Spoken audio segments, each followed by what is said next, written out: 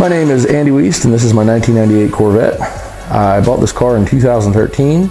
It started off life as a bone stock, 20,000 mile garage kept one owner car. The owner that I bought it from made me promise him I would not modify the car in any way, shape or form. And we had actually already bought an exhaust for it that day.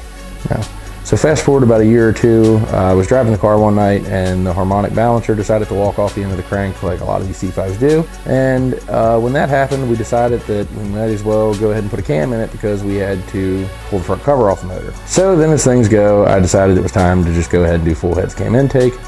So I purchased a set of 243 heads that have been ported, an LS6 intake that had been port matched to the head, and then ended up calling Texas Speed and purchasing a 228R cam. And at the time, we also decided to do a converter on the car. So the best pass that the car made on heads cam intake was 1180 at 118 mile an hour at Capitol Raceway. I drove the car for about a year on that setup, and then I decided it was time that we wanted to make some more power with it. I found a deal on a Vortec V3 SI from A&A Superchargers. After some work, we were able to get everything together and get it functioning on the car.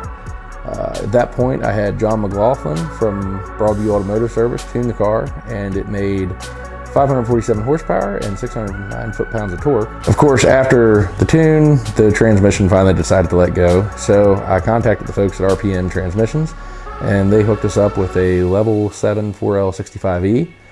To this date, we haven't had a chance to get the car to the track and test it, but we're hoping it should be between a 1070 and a 1080 car. So future plans for the car, we are planning on taking it to a half mile down south. We really like to see what the car will do in a half mile. And then after that, hopefully we're going to go ahead and turn the boost up, build a proper fuel system for it, and hopefully put it on Haltech standalone management. There's a couple people I'd like to thank on this build. First and foremost, Matt Tippett. He kept me going on this thing. And when I was ready to sell it, he kept me pushing through. Next, I would like to thank John McLaughlin for coming through with the tune and getting this car right and finally getting it to run the way it should. I'd also like to thank Jeremy Jones at RPM Transmissions for helping me out and making this process a lot easier of getting the trans right. I'd also like to thank Jason from Right Away Powder Coating and Kenny and Robbie from VTC Motorsports for all your work on the appearance stuff. So I hope you guys enjoy my Corvette, and hopefully this is not the last you'll see of Frostbite.